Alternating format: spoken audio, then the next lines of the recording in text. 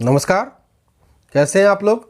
आज हम लोग psychology subject graduation part 3 paper 7 में कुछ टॉपिक में चर्चा करेंगे। टॉपिक है प्रोजेक्टिव टेस्ट ऑफ पर्सनालिटी, यानी कि व्यक्तित्व मापन की विभिन्न प्रक्षेपीय विधियाँ। मैं प्रोफेसर डॉक्टर के Thakur, KBS science college Uchaith Benipatti Madhubani से। व्यक्ति की अपने जीवन में कई प्रकार की इच्छाएं होती है। व्यक्ति की अपने जीवन में कई प्रकार की इच्छाएं होती हैं। इनमें कुछ इच्छाएं पूरी तो हो जाती है, लेकिन कुछ इच्छाएं किसी भी कारण से पूरी नहीं हो पाती। पूरी न होने वाली इच्छाएं दमित इच्छाएं कहलाती है। क्या कहलाती है? पूरी नहीं होने वाली इच्छाएं दमित इच्छाएं कहलाती है। यह दमित इच्छाएं व्यक्ति के अचेतन मन में इकट्ठा होती जाती है तथा वहां से मानवीय व्यवहार को उल्लेखनीय रूप से प्रभावित करती है। क्या करती है? मानवीय व्यवहार को उल्लेखनीय रूप से प्रभावित करती है। जिन विधियों की सहायता से व्यक्ति के चेतन मन के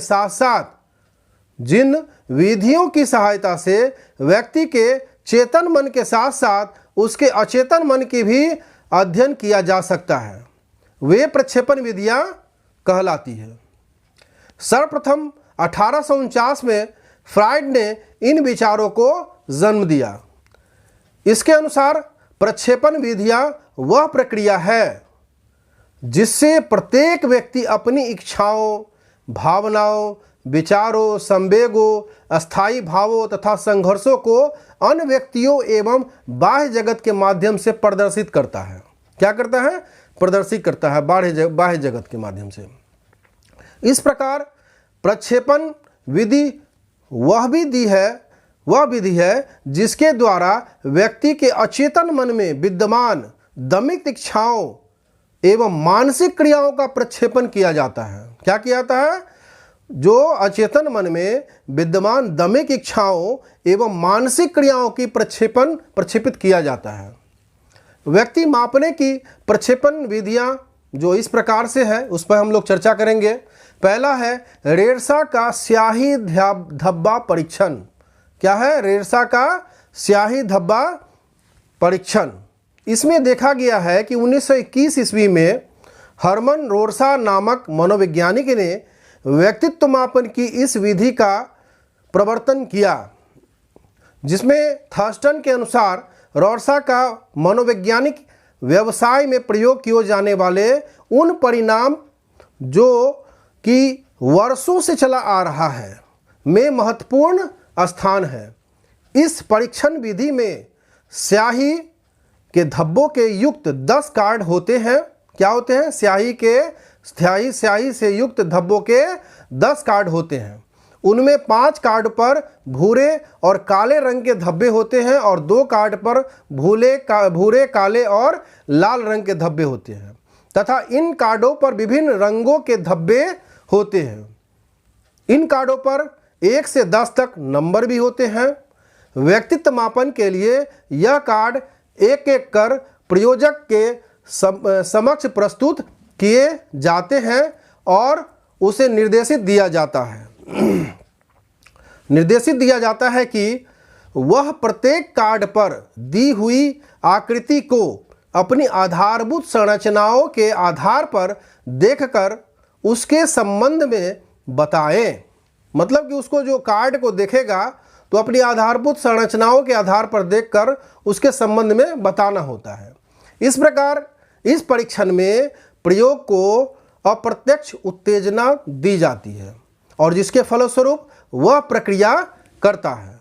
कार्ड पर बनी आकृति प्रयोजन के लिए उत्तेजना का कार्य करती है।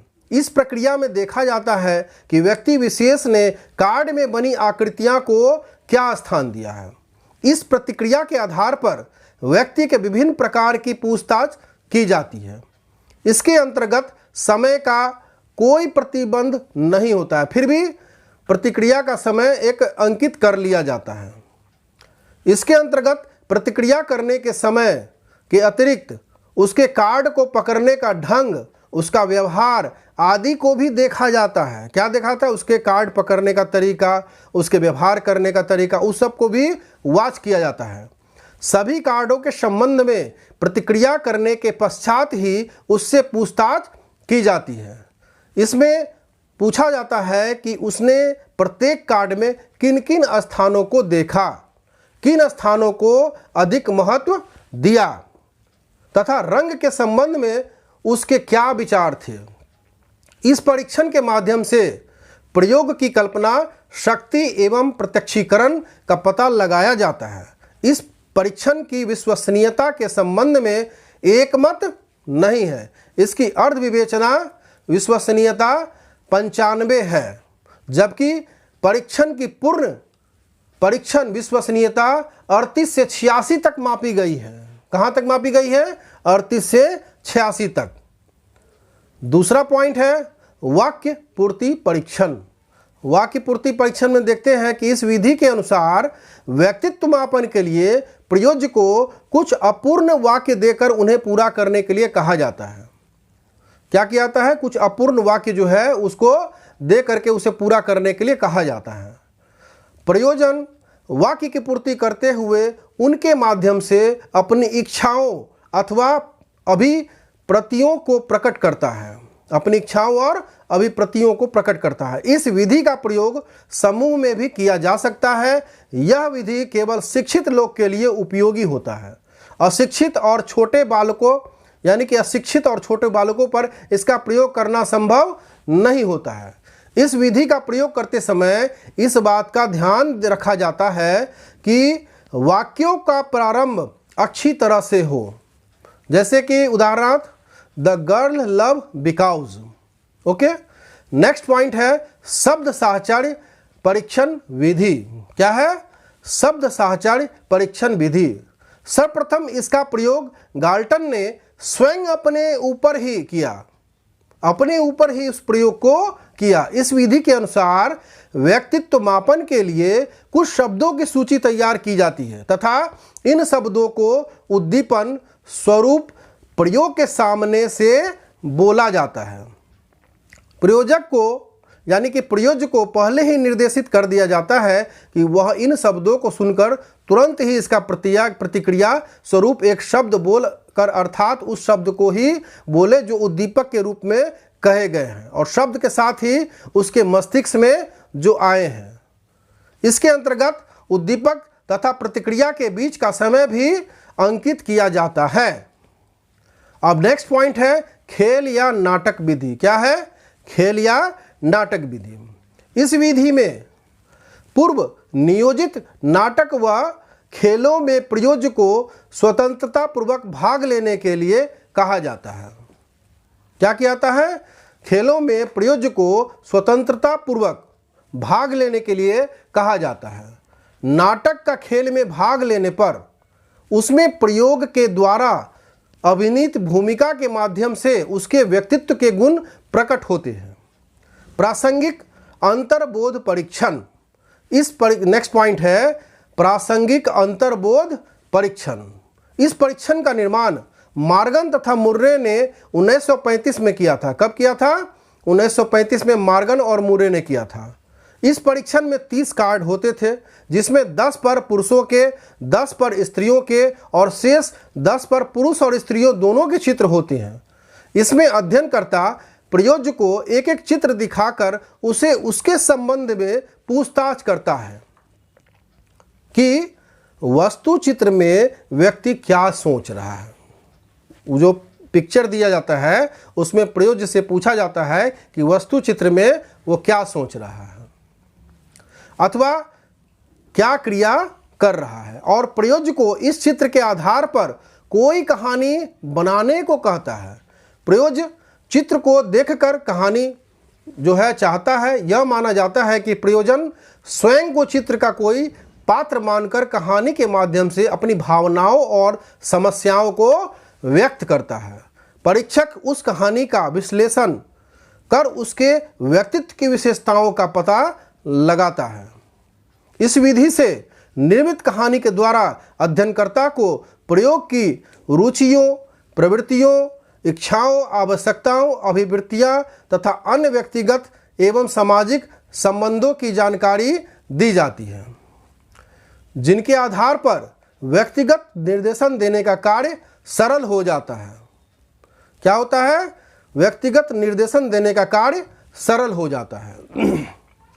अब नेक्स्ट और लास्ट पॉइंट है बाल प्रसंग आत्मक बोध परीक्षण।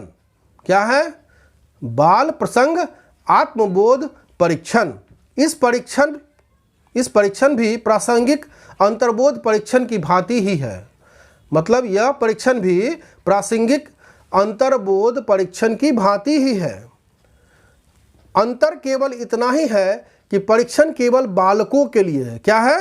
यह सिर्फ बालकों के लिए। इस परीक्षण के माध्यम से व्यक्तित्व मापन के लिए बालक को चित्र दिखा करके प्रत्येक क्षेत्र में संबंधित कहानी लिखने अथवा कहने को कहा जाता है। इन चित्रों में जानवरों के अथवा बच्चों के विभिन्न स्थितियों के चित्र होते हैं। यह परीक्षण बैलक ने निर्मित किया। कौन किया? बैलक ने निर्मित किया और उसको निर्मित किया था। और इस परीक्षण की कार्यविधि भी प्रासंगिक अंतर्बोध परीक्षण के समान ही है। अब हम इस टॉपिक को यहीं समाप्त करेंगे और किसी प्रकार का कोई प्रकार का अगर डाउट हो तो इस नीचे कमेंट बॉक्स में ज़रूर आप लिखें, और जो भी क्वेश्चन अगर हो पूछने का कोई भी रिलेटेड तो आप पूछ सकते हैं। मैं उसका ज़रूर वीडियो बना के जवाब दूंगा। और लाइक, सब्सक्राइब और जो है बेल आइकन को बजाइए और शेयर ज़रूर कीजिए, क्योंकि जितना अधिक शेयर कीजिएगा आप अधिक से अधिक नॉलेज बांटने का काम कीजिएगा, क्योंकि कर भला तो हो भला। नमस्कार।